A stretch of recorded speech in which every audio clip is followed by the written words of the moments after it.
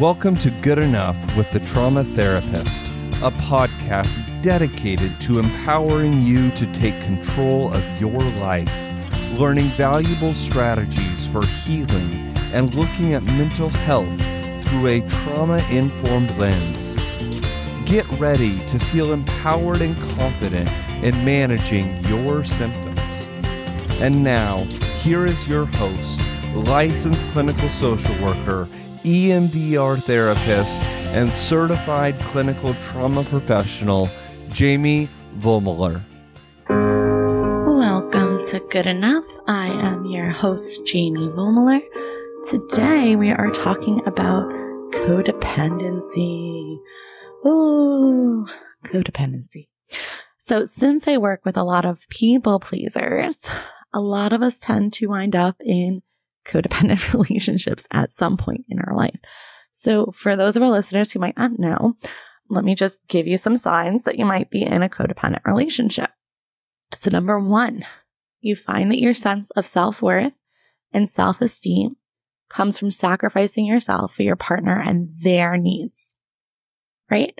I think this is why in the beginning of a lot of relationships, like it feels really good because we get that external praise and validation, and we feel like, oh, this person values me and they appreciate me and they're so wonderful to me and they say all these positive things about me, and we just eat that up because as people pleasers, we struggle with internal validation, like valuing ourselves, and we really need others at some points in our life to let us know that we have value, right? So that's the first sign, is that your sense of self-worth and self-esteem comes from your partner. Number two, you have an obsessive need for approval and recognition for your partner and often neglect your own needs and desires. So this can look like, doing things for your partner and your partner doesn't necessarily acknowledge that. And then you get upset and frustrated and feel undervalued and unappreciated. Lots of women I work with and men that I work with struggle with this. They'll say, like, I do everything for my partner. I do everything that they want me to do. I neglect myself. I don't do anything for me because I'm trying to make them happy, and they don't even recognize it. There's a lot of problems within those statements, right? But that's a sign of codependency, that we have this need for approval and recognition from them. And that because of this need for approval and recognitions, we sometimes are just absolutely unaware of what our own needs are and verbalizing those.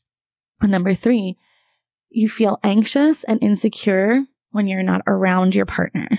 So this can often come from a fear of abandonment and loneliness that drives you to do whatever it takes to keep the relationship, even if that means tolerating abuse. So a big red flag in a codependent relationships is when you're staying in this relationship even when there is signs of abuse, because you feel like you are nothing without this partner, because all of the meaning in your life is derived from this person, right? So when we get into these kinds of relationships, right, I want to make it clear that not every codependent relationship is entirely toxic, okay?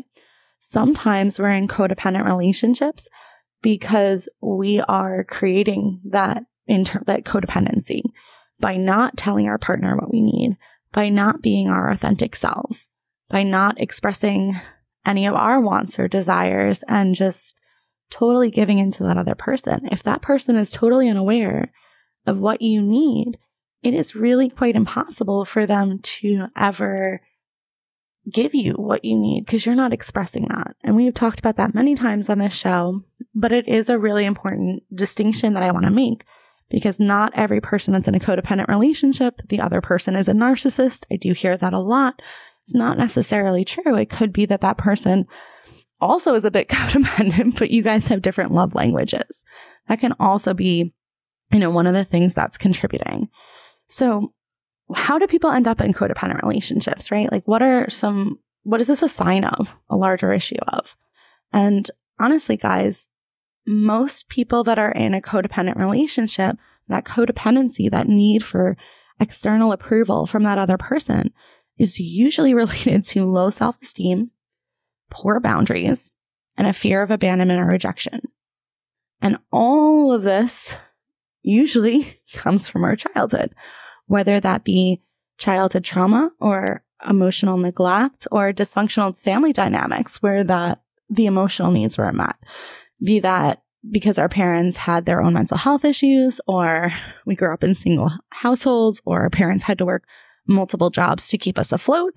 That's a major thing for many Long Islanders, many New Yorkers. They work multiple jobs to make sure that their kids are fed and their bills are paid. So that's a reality. But when your parents are not around, there's a lot of things that go unaddressed. Not because you're unloved or because they didn't want to address them. It's just there's only so much time in a day. And honestly, most kids, when they know that their parents are burnt out and stressed out, don't want to put any more on their parents, which is where this people-pleasing behavior comes from to begin with, guys. It's, I don't want to burden you with my problems because you seem burdened enough, so I'm going to eat my problems so that, you're stressed and I don't, further contribute to your stress levels. And that plays out then in our romantic relationships. But this is why we chronically feel unfulfilled and rejected and alone. And like we cannot rely on our partners for our happiness, right? And we shouldn't rely on our partners for our happiness. In codependency, that's really what you're looking for, is that other person to fulfill every single one of your needs. And that is never going to be a healthy thing. It's not going to be something that is sustainable for you, right? So thinking about this, right, what are some strategies for overcoming codependency? So the number one thing I would say, if you are struggling with feeling validation outside of your relationship and looking to that relationship to fulfill all of your needs, go see a therapist, right? It's a really powerful way to give you the tools to deal with the emotional effects of codependency. And cognitive behavioral therapy especially can help individuals develop healthier behaviors and coping mechanisms. If it is a result of, maybe some emotional neglect in childhood or, dysfunctional family situations, EMDR is really great for rewiring your brain so that you don't continue to think in those same patterns and belief systems, right? But therapy can help you to figure out where this is stemming from and what are some easy tweaks that I can make, and whether or not the relationship you're in is salvageable, right? Because as I said, some codependent relationships can be very, very toxic, and others just need you to communicate what you need a little better and set more appropriate boundaries, and you might have a much healthier relationship with your partner. But really, if you feel that your relationship as it is now is unhealthy, I would highly recommend seeing a professional to help you evaluate, what are some things that you can change. And then after you make those changes, if the relationship is healthy and viable, right? Another thing to do is to set healthy boundaries. And we talk about boundaries, guys, all the time, but it is so important for my people pleasers out there. Understanding and defining what's acceptable and not acceptable in a relationship is really, really important to be communicating that to your partner so they know what your boundaries are and what's going to upset you and what's okay with you, right? And it helps to prevent sacrificing yourself for the sake of your partner and allows the development of self-respect and you learning to love yourself and respect yourself and your own needs. And by you doing that, your partner is also going to hopefully do that as well. Healthy boundaries is paramount to you living a life that you feel comfortable in. And the last thing would be like self-care and personal growth, guys. So we're going to engage in activities that encourage self-exploration, personal growth, emotional well-being. It's really important if you're in a codependent relationship to have some things outside of your relationship where you're getting some fulfillment and meaning in. It's really, really important for you to show yourself that you can get that validation outside of this person, right? And after the break, we'll talk a lot about that. I'll give you some personal examples of how me and my husband actually came to work through this because, as I said, we're both avid people pleasers. So, in the beginning of our relationship, there was a lot of codependency. So stick around, guys. You've been listening to Good Enough with Jamie Vollmoeller. Thank you for listening to Good Enough with a Trauma Therapist. This is your host, Jamie Vollmoeller. If you live in the states of New York or Missouri, we'd love to work with you. New Yorkers, give us a call at Long Island EMDR at 631-503-1539 or visit our website at liemdr.com. And for those of you living in Missouri, please call Brave Counseling and Psychiatry at 573-825-6441. Visit brave-mo.com.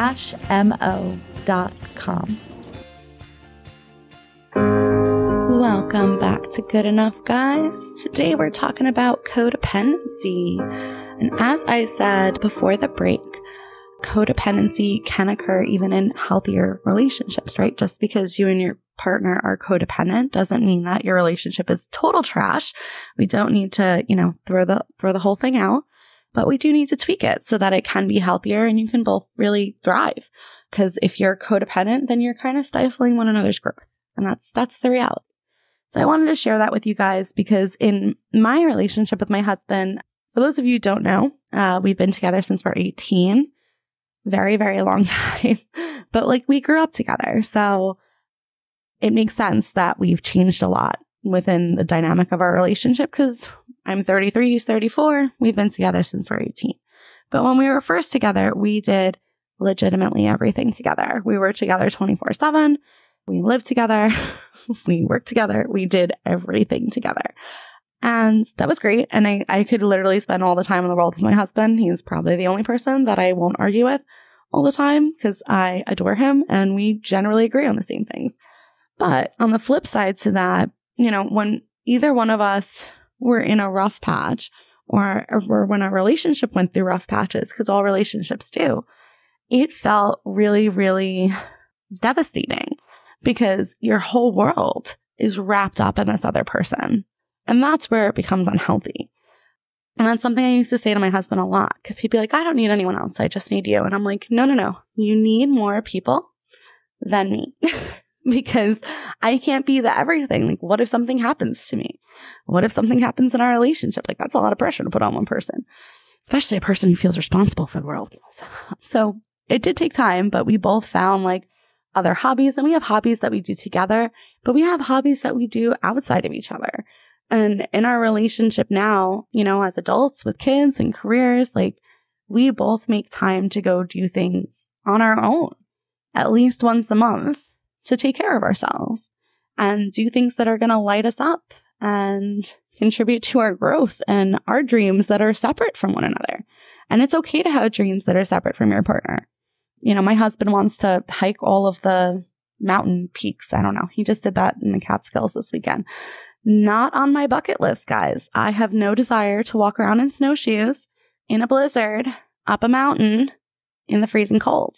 It's not on my bucket list, but he loves it. And that's something that he gets to do outside of me. And us finding activities and things, and I think even in our careers, just getting more established in our careers, because again, we were together since we're 18, gave us an identity outside of that relationship. And it is really, really important to have your own identity outside of that relationship. And that I think that comes with really truly learning who your authentic self is, right? Because if we are in a codependent relationship and we are changing who we are or being a different person or doing different things solely for the sake of that other person, you tend to lose yourself, right? And so does that other person. You just become this big mush blob. But the beauty in every person is the individuality, in my opinion. When you can really be yourself with that other person and they accept you for who you are, that's a really great relationship. Not that they, are appreciative that you do everything for them or that, you're so self-sacrificing for them, but that they like your weird quirks and they don't try to change the fact that, every holiday you're going to be a stressed out mess. They just kind of scaffold and prepare for that, as my husband does, because he knows it. But that's what makes a beautiful relationship, is you guys just being who you are, right? I think that's why we focus so much with our clients on learning to embrace their authentic selves and feeling good enough in who they are, no matter who's around them, no matter what they're doing, no matter what they've accomplished or what they failed at. Just being okay with who you are is so very important, because in so many of life's problems, I really feel like it's us just losing sight of our own goals, our own dreams, our own destiny, and following what culture in the world and everyone else we think want us to do instead of what our heart's calling is, right? And you learning to be you and accept yourself, flaws and all, is really important in any relationship that you're in. And there are so many studies that actually show that being your authentic self is super, super helpful in overall mental well-being, right? There's actually a lot of studies there was one study that showed too that the LGBT community has much higher rates of mental health issues. But it's also propositioned that this is likely because the LGBT community faces lots of discrimination. And most importantly, they are one of the communities in our country that struggle the most with feeling like they can be their authentic selves safely. And being your authentic self is so, so important to your own mental well-being, right? And I know so many people in codependent relationships who, part of the reason they're that way is they really don't know who they are, right? They don't know who they are outside of that other person. And if that's you, that's okay. But I'm going to encourage you to figure out who that person that you are is. Because whether that person that you're with now is around or not, you need to like yourself and you need to be okay with yourself as you are. And there are so many studies that show that you will do better in your career. You will feel better mentally. You will feel better physically if you are able to be yourself and not second guess every thought that comes to your mind or every word that comes out of your mouth or every project that you hand in, right? Like once you can trust yourself in your own judgment and you're okay with the fact that not everyone in the world is going to like you. It's a hard reality, guys. Not everyone in the world is going to like you. It is what it is. It just is what it is, right? But once you're okay with that, then, the background noise of the chatter of what people have to say about you or your relationship or your career choices or whatever you're doing in your life becomes really insignificant because you know what your drive is. You know what you're about. You know what you are, who you are, and what you stand for. And everything else really doesn't matter as much because it's much harder to break that down, right? When you have good confidence, it's really, really hard for someone else to poke holes in that. And that's one of the key things of overcoming people pleasing, overcoming codependency, overcoming, a lot of the mental health difficulties you have when you grew up in an emotionally neglectful environment is, just learning to be okay with you and not blame yourself for every one of life's problems, right? And if you can do that, you will have a much more fulfilling life. And you will have a life that you'll be excited to get up for in the beginning of the day and go out and do. And you'll make more of an impact because you're going to resonate with a lot more people because you're being you. You're not wearing a mask. You're not trying to present as someone else. You're not, trying to gain followers. It's just you're being you. And whoever's your tribe is your tribe and whoever's not isn't. I think that's really, really important overall in life, even definitely for our younger generations who are so caught up in social media. But even for, the older ones of us walking around out there that, aren't so focused on social media, but we do care what our neighbors think about what our house looks like or what our coworkers think about what our family is or our friends or whatever. I mean, again, I grew up in a line of people pleasers, so believe me, I know that there's a million worries about what everyone is going to think. But when you love you and you're okay with you, it becomes a heck of a lot easier to live a life you're proud of and stay in relationships that are healthy because you're not pretending to be someone else. You've been listening to Good Enough with Jamie Vollmoeller. If you resonated with any of this, give our office a call. Thank you for listening to Good Enough with the Trauma Therapist. We appreciate you listening. While our host may provide some personal and professional advice, we want to remind you that this show is for entertainment purposes only. Each individual situation is unique, and good enough is not a substitute for mental health treatment. If you need a therapist and are located in New York or Missouri, feel free to reach out to us at liendr.com or brave-mo.com.